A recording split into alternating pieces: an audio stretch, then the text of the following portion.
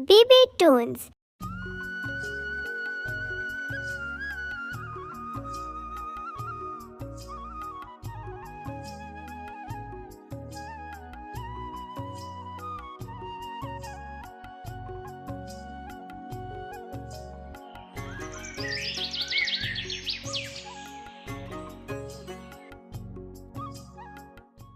सर्दियों का शुरुआत हो चुकी थी। वृंदावन नामक गांव जो अपनी हरियाली, शांति और अपना सुखद जीवन के लिए प्रसिद्ध था, अब धीरे धीरे ठंड के चपेट में आ रहा था। गांव में हर तरफ कोहरे के चादर फैली हुई थी और ठंडी हवाएं इस तरह से चल रही थी जैसे हर किसी को यह चेतावनी दे रही हो कि आने वाले दिन और भी कठिन होंगे। इसी गांव में मोहन नाम के एक किसान अपने पत्नी गीता और बेटी सुखी के साथ रहते थे। उसका जीवन खेतीबाड़ी पर निर्भर था। वह जानता था, अगर समय पर खेत का काम ना किया जाए तो फसल बर्बाद हो सकता है। लेकिन ठंड बहुत ज्यादा थी जिस कारण सब लोग परेशान थे।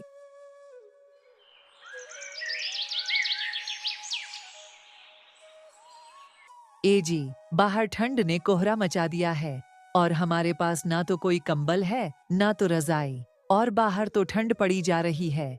घर के बाहर जाने को भी मन नहीं करता। हाँ गीता, तुम सही कह रही हो, लेकिन मैं क्या करूं? इतनी ठंड में मुझसे जितना हो सकता है उतनी मेहनत कर रहा हूं। लेकिन मोहन, कुछ तो करना ही पड़ेगा। इस भूख को तो रोक नहीं सकते। देखो, अब सब ऊपर वाले के हाथ पर है। अगर मौसम अच्छा रहा तो कुछ ना कुछ व्यवस्था ठीक हो जाएगी। इसी गांव में गीता की बड़ी बहन रमा रहती थी, जिसकी विवाह पासी गांव के घनश्याम से हुआ था। अगले दिन मौसम थोड़ा सा अच्छा स्वभाव का था। सभी लोग अपने अपने खेत में काम करने जा रहे थे। मोहन भी अपने खेत पर चला जाता है। मोहन अपने खेत पर दिन रात मेहनत से काम करते हैं। वह सुबह से लेकर देर रात तक खेत में फसल की देखभाल करते हैं। वहीं दूसरी ओर घनश्याम मोहन के मेहनत और लगन को देखकर भीतर ही भीतर जलता था। घनश्याम को यह बात बहुत परेशान करती थी कि वह मोहन की तरह मेहनत नहीं कर पाता था।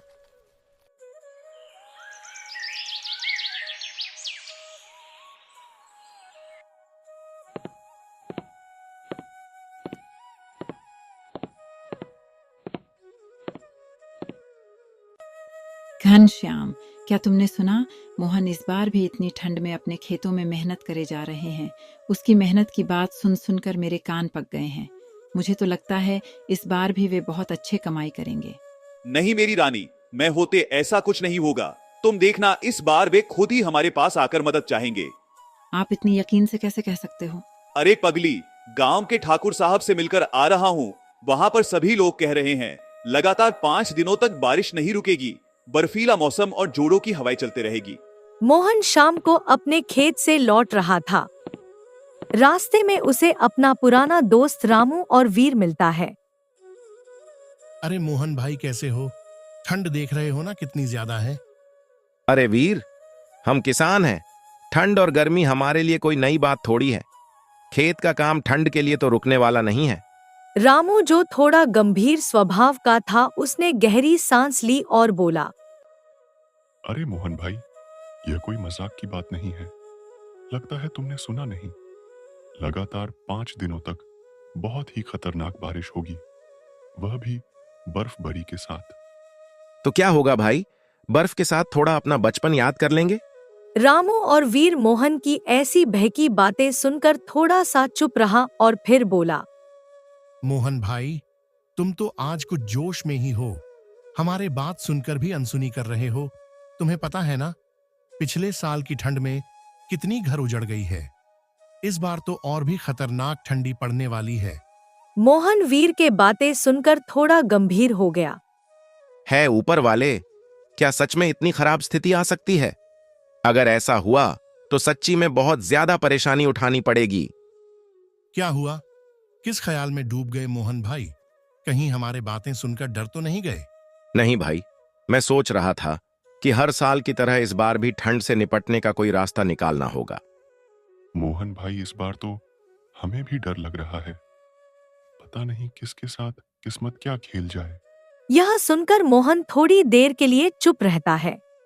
मोहन, क्या हुआ? तुम इतनी देर से क्या सोचे जा रहे हो? इस कड़कती ठंडी से बचने का उपाय हमें भी बताओ। मैं सोच रहा हूं, इस ठंड से बचने का उपाय है, इस ठंड में तुम दोनों को नहाना होगा। शायद इसीलिए तुम दोनों इतना परेशान हो रहे हो। अब क्या कहूं तुमसे? चलो, अब हम घर चलते हैं। वे सभी लोग अपने रास्ते चलने लगा। मोहन भी घर की तरफ चलने लगता है, लेकिन उसकी दिमाग में तब भी वीर और रामू की बातें चलती रहती है। वह उनके सामने तो ऐसा दिखा रहा था कि सब कुछ ठीक है, परंतु अपने मन ही मन मोहन बहुत चिंतित था। मोहन घर आकर खाना खाते खाते भी सोचे जा रहा था। वह इतनी चिंतित कि उसकी पत्नी गीता उससे क्या कह रही है वह इस पर भी ध्यान नहीं दे सका। क्यों जी, इतना सोच किस काम के लिए? आखिरकार आपके चेहरे पर सन्नाटा छाया हुआ क्यों है? मैं कब से कुछ कहने की कोशिश कर रहा हूँ, आप ध्यान नहीं दे रहे हो। आखिरकार बात क्या है? हाँ, बाबा आपको कब से देख रही हूँ, एकदम चुप से बैठे हुए हो। बात क्या है? नहीं बेटी, कुछ भी तो नहीं। हाँ बोलो गीता, तुम कुछ कहने वाली थी ना, कहो। असल में आज मैं और सुखी तालाब से पानी लाने गए थे, तभी वह खरी गांव के कुछ लोग बातें कर रहे थे। इस बार बहुत तेज बर्फीली बारिश होगी और तूफान भी आ सकता है। अगर ऐसा होगा तो हम क्या करेंगे जी? हमारे घर भी तो टूटा फूटा है। ऊपर वाले ना करें कुछ अनहोनी हो। गीता और सुखी को परेशान देखकर मोहन उन्हें दिलासा देते कहा। अरे गीता, क्यों चिंतित होती हो? पहले बारिश आने तो दो, अभी भी कुछ दिन बाकी है। कल से तो और बारिश नहीं आ रहा, चिंता क्यों करना? और इस बार मेरे फसल अच्छा हुआ है, बस कुछ दिन और, फिर उसी से हम हमारे घर का मरम्मत कर लेंगे। तुम खामोखा परेशान हो रही हो। लेकिन बेकिंग छोड़ो और सो जाओ, कल तुम्हें मेरे साथ खेत में जाना है। फिर क्या था, सभी लोग सोने चले गए। मोहन बाहर से तो ऐसा दिखा रहा था कि वह चिंतित नहीं है, लेकिन वे मन ही मन बहुत परेशान था। सिर्फ कोई समझ ना सके इस कारण खुश रह रहा था। अंधेरी रात काले बादलों से घिरा हुआ था। अचानक से बिजली चमकी और मूसलाधार में बारिश होने लगी और जोर जोर से हवाएं चलने लगती है। बिजली की तेज गड़गड़ाहट और बारिश के आवाज से मोहन की आंख खुल गई। है ऊपर वाले, कैसी परीक्षा ले रहे हो आप? सर्दी तो पहले से ही अपना कहर डाल रही है, और अभी बारिश भी, और ऐसे अचानक। अब मेरा फसल का क्या होगा? मोहन को लगा था मौसम खराब होने में समय लगेगा, लेकिन कहते हैं ना, जिसकी उम्मीद ना करो वही होता है। मौसम खराब हो चुका था। सभी लोग अपने अपने घर में बैठे हुए थे। उस तरफ गीता की बड़ी बहन रमा और उसकी पति बहुत खुश थे, क्योंकि वे लोग जो सोचे थे वह सब कुछ हुआ। मोहन की सभी मेहनत में मानो पानी फिर गया हो। दूसरी ओर बारिश इतनी तेज थी कि मोहन की कच्चे घर की छत उसे सहन नहीं कर पाई। छत में जगह छेद हो गए हैं और पूरा घर बारिश से भर गया था। मोहन और उसकी परिवार बहुत परेशान थे। जी, ये क्या हो गया? देखो ना, पूरा घर पानी से भर गया है। बाबा, हमें जल्दी यहाँ से निकलना होगा। लेकिन हम जाएंगे कहाँ? बात तो सही है। हाँ गीता, तुम्हारी बड़ी बहन के घर तो पास ही में है। हमारी जरूरत के सामान लेकर चलो, यहाँ चलते हैं। वह लोग हमारे मदद जरूर करेंगे। हाँ, आपने ठीक कहा।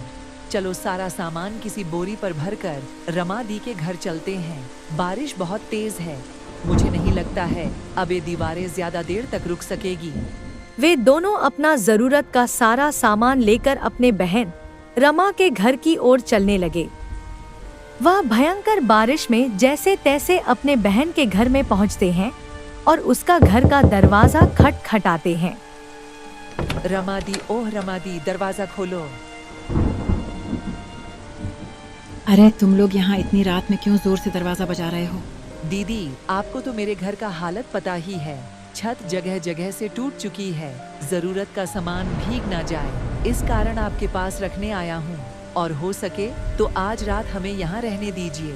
तुम्हारा सामान और मेरे घर में? नहीं नहीं, मैं तुम जैसे फटीचर को अपने घर में हरगिज नहीं रख सकता। जाओ कोई और ठिकाना देखो। इतना कहकर रमा गुस्से में अपना दरवाजा बंद कर लेता है। बेचारे मोहन की परिवार इसी तरह कई घर के दरवाजा खटखटाते हैं, लेकिन किसी एक ने भी उनका मदद नहीं की। आखिरकार वह थक हार कर अपने बेटी और पत्नी के साथ अपने घर के सामने वाले पेड़ के नीचे बैठकर बारिश का थमने का इंतजार कर रहा था। कैसी परीक्षा ले रहे हो ऊपर वाले? देखा जी, मेरी अपनी बहन ने मेरे साथ कितना खराब आचरण किया। मैं सोच भी नहीं सकता। सही कहते हैं लोग, दुख में कोई किसी का नहीं, इंसान सिर्फ अपने मतलब से ताल्लुक रखता है। आज हमारी हालत खराब है, इस कारण वे लोग हमें पराया कर दिया। अरे पगली, तुम उदास क्यों होती हो? समय हमेशा एक जैसा नहीं रहता। दुनिया गोल नहीं मतलबी है। कभी हमारा भी अच्छा समय आएगा, बस तुम उदास मत रहो। क्या जी, पूरी जीवन आप सिर्फ यही मानते रहे हो कि ऊपर वाले जो करते हैं अच्छे के लिए करता है? तो अब क्या अच्छा हुआ बताओ मुझे। पगली कहीं की, तुम बस ऊपर वाले पर भरोसा रखो, वह सब ठीक कर देंगे। जहां पर चाह वहीं पर राह। मोहन और उसका परिवार रात भर उस पेड़ के नीचे बैठे बैठे सुबह का इंतजार कर रहा होता है। सुबह होते होते बारिश थोड़ी रुक जाती है।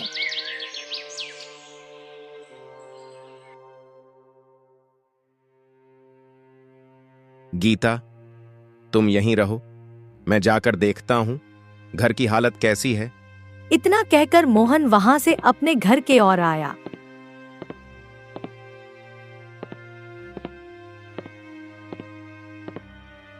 वहां पहुंचकर जब मोहन अपने घर देखा तो उसकी आंखें फटी की फटी रह जाती है। तेज बरसात और हवा के झपटने से उसका घर टूट चुका था। मोहन बहुत परेशान था।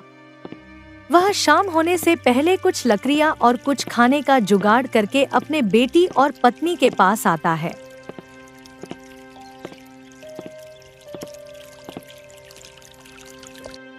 क्यों जी, कब के गए थे और अभी आ रहे हो? और घर की हालत कैसी है? घर टूट चुका है, अब हम वहां नहीं रह सकते। मोहन के बातें सुनकर गीता और परेशान हो जाते हैं। देख लिया आपने, मैंने कहा था ना हमारे साथ गलत ही होगा, और देखो वही हुआ। क्या ऊपर वाले हमारे परीक्षा ले रहे हैं? अब भी आप यही कहोगे? गीता को परेशान देखकर मोहन उससे बोला, अरे गीता, भरोसा रखो। अगर सच्चे मन से भरोसा रखोगे तो ऊपर वाले जरूर मदद करेंगे। अब लो, ये खा लो।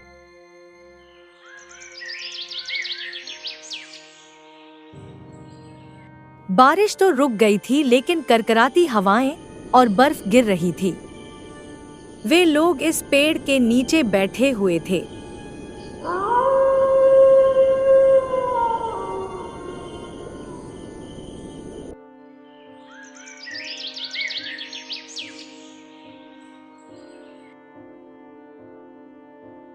एक दिन गीता की बहन रमा और उसके पति घनश्याम वहां से गुजर रहे थे। वे लोग गीता को पेड़ के नीचे बैठा देखकर कहा, अरे रे रे मोहन, ये क्या हो गया है? हालत तुम लोगों की, इतनी ठंड में एक पेड़ के नीचे रहना पड़ रहा है। माफ करना श्याम भाई, समय कभी रुकता नहीं। आज हमारा समय खराब है, कल आपका भी हो सकता है। इसलिए किसी का मजाक मत बनाओ और अपने काम में ध्यान दो। इतनी अकड़! अरे भाई, कुछ तो लिहाज करो। सड़क पर आ गए हो, फिर भी घमंड दिखाते हो। चलो ठीक है, कोई बात नहीं, तुम इसी लायक हो। मैं चलता हूँ। गीता की बड़ी बहन रमा भी कुछ नहीं कहती अपने पति को। वे दोनों उनका मजाक बनाकर वहां से चला जाता है। उस तरफ मोहन और गीता के मन में बहुत चोट पहुंचती है। ऐसे अपने लोग ही उनके साथ ऐसा व्यवहार करेंगे, उन्होंने कभी भी नहीं सोचा था। वे दोनों अंदर ही अंदर फूट फूट के रोते हैं। गीता, तुम उनकी बात पर ध्यान मत दो। चलो मैं चलता हूँ, कोई काम की तलाश में। जी, और आप अपना ध्यान रखना और जल्दी से लौट कर आना। मोहन काम के तलाश में निकलता है। वह जगह जगह जाकर काम की तलाश करते हैं, लेकिन मोहन की फूटी किस्मत उसकी पीछा नहीं छोड़ रही थी। उसे कहीं पर भी कोई भी काम नहीं मिलता है। काम न मिलने के कारण वे उदास होकर घर लौटने लगता है। मोहन घर लौट ही रहा था तभी उसने देखा गांव के चौपाल पर भीड़ जमा हुआ। मोहन एक आदमी से पता करता है। अरे भाई, क्या बात है, यहाँ पर इतनी भीड़ क्यों? अरे बेटा, शहर से आए बड़े सांप के छोटे बेटे बहुत नेक दिल है। वह सबको ठंड के लिए खाना और कंबल दे रहे हैं। जाओ, तुम भी ले लो। यह सुनकर मोहन तुरंत ही लाइन पर लग जाता है। मोहन बहुत खुश था और खाने का पैकेट लेकर अपने परिवार के पास चलता है। अरे आ गए आप, इतनी देर कर दी आने में। और यह नया कंबल कहाँ मिला आपको? मोहन सभी बात अपने पत्नी गीता से बोला। सब सुन के गीता बोली, धन्य हो उस सेठ का। मोहन और गीता आपस में बातें कर रहे थे। तभी वहां पर एक फटी पोशाक से लिपटे हुए एक आदमी आए और उनसे कहा, साहब, मैं 2 दिन से भूखा हूँ। क्या मुझे तुम कुछ खाना दे सकते हो? हाँ हाँ भाई, क्यों नहीं, रुको मैं अभी देता हूँ। मोहन के पास जो भी कुछ थोड़ा था वह बिना सोचे उस आदमी को दे दिया। धन्यवाद साहब, इतनी ठंड में भी तुमने मेरी मदद की। अगर आज कुछ ना खाता तो मैं शायद मर ही जाता। लेकिन एक बात समझ नहीं आ रही, तुम सब यहाँ पर क्या कर रहे हो? अपने घर में न होकर यहाँ इस ठंडी में क्यों? मोहन ने उस आदमी से अपने साथ घटी सभी बात विस्तार से बताता है। अरे साहब, यह तो बहुत बुरा हुआ, मुझे माफ करना। मैं तो तुम्हारी स्थिति जाने बिना तुम्हारा खाना भी खा लिया। अब इतनी ठंड में तुम लोग क्या खाओगे? अरे भाई, तुम चिंता ना करो, उस खाने का हकदार तुम थे, उस कारण तुमने पाया। हमारा कुछ हो जाएगा, तुम चिंता ना करो। हमने इससे भी बुरा दिन देखा है, हमें परेशानी नहीं होगी। अरे वह साहब, आप तो बहुत ही ईमानदार और साहसी व्यक्ति हो। आपने अपना और अपने परिवार का चिंता किए बिना मेरी मदद करती। मेरे पास तुम्हें देने के लिए ज्यादा कुछ तो नहीं है, बस एक घड़ा है। मेरी अम्मा कहती थी, अगर मन साफ हो तो इस घड़े से कुछ भी आ सकते हैं। मैं चलता हूँ। क्यों जी, क्या लगता है आखिरकार इस घड़े में क्या होगा? पता नहीं गीता। बाबा, आप इसे खोलकर क्यों नहीं देखते? जैसे ही मोहन उस घड़े को स्पर्श करने गया, उसने देखा घड़ा सोने के सिक्के से भरा हुआ था। अरे बाप रे, यह तो चमत्कार हो गया। मुझे लगता है गीता, वे आदमी कोई साधारण व्यक्ति नहीं था। देखा ना गीता, ऊपर वाले देर करते हैं पर मायूस नहीं। हाँ जी, सही कहा आपने, आज मान गई मैं। अब मोहन के परिवार से दुख की साया जाने वाली थी। मोहन उस सिक्कों से अपने लिए एक मकान खरीद लेता है। अब मोहन के पास ठंड से बचने के लिए एक घर था और उन पैसों से वह एक कारोबार दे देता है, जिससे गांव के कुछ लोग भी काम करने की जरिया पा लेता है। कुछ दिन ऐसे ही बीत जाते हैं और वह कहते हैं, ना समय बदलने में देर नहीं लगती। अचानक आसमान में काले बादल छा जाते हैं और तेज हवाओं के साथ बिजली भी अपना कहर बनाती है। देखते ही देखते बारिश शुरू हो गई, लेकिन आज मोहन बहुत शांति से था क्योंकि उनके पास अपना मकान था, जिस कारण उन्हें परेशानी नहीं हुई। वहीं दूसरी तरफ गांव में हाहाकार लगा हुआ था। चारों ओर पानी ही पानी। सबके घर तेज बारिश में टूट चुके थे। उस तरफ रमा की घर भी टूट चुका था। वे सब बाहर खड़ा भीग रहे थे। तभी वह एक गांव वाले ने कहा, अरे भाई लोग, इस गांव में केवल एक ही मकान है, वह भी मोहन की। अब हमें वहीं पर जाना होगा, चलो। सभी लोग मोहन के घर के ओर गया। जो भी मोहन को अपमान किया था, सभी लोग वहां पर थे, लेकिन मोहन सभी को ही ठहरने के लिए अपने घर में जगह देता है। रमा और घनश्याम भी वहीं पर था। वे दोनों बहुत शर्मिंदा थे। हमें माफ करिए मोहन भैया, हमने आपकी मदद नहीं किया बुरा समय में। कोई बात नहीं है रमा बहन, आपको शर्मिंदा होने की कोई जरूरत नहीं। बस इतना ध्यान रखना, हमें किसी को भी अपने बातों से दुखी नहीं करना, क्योंकि हमें तो नहीं दिखता किसको आपकी बात से कितनी दुख पहुंचता है, लेकिन ऊपर वाले सब सुनते भी हैं और देखते भी। हमें माफ कर दो मोहन भाई, हमें हमारे सजा मिल चुका है, हमें माफ कर दो। सभी लोग ने मोहन से माफी मांगे। उन सभी लोगों ने मोहन के साथ बहुत खराब व्यवहार किया था, लेकिन फिर भी मोहन ने सभी की मदद की, उन्हें अपने घर में रहने की जगह दी। तो दोस्तों, इस कहानी से हमने सीखा कि अगर हम किसी को दुख देंगे तो जीवन में कभी वह दुख लौटकर हमारे पास जरूर आता है। याद रखना, अगर अच्छे काम करोगे तो अंत में आपके साथ भी अच्छा होगा, और अगर अंत में अच्छा नहीं हुआ तो समझ लेना कहानी अभी भी बाकी है। प्यारे दोस्तों, हमारी एक कहानी आपको कैसी लगी कमेंट पर अपनी राय जरूर बताइए, और इस कहानी से आप खुद क्या सीखे वह भी जरूर बताइए। वीडियो को लाइक करें, चैनल को सब्सक्राइब करिए और हमारे साथ बने रहिए। धन्यवाद।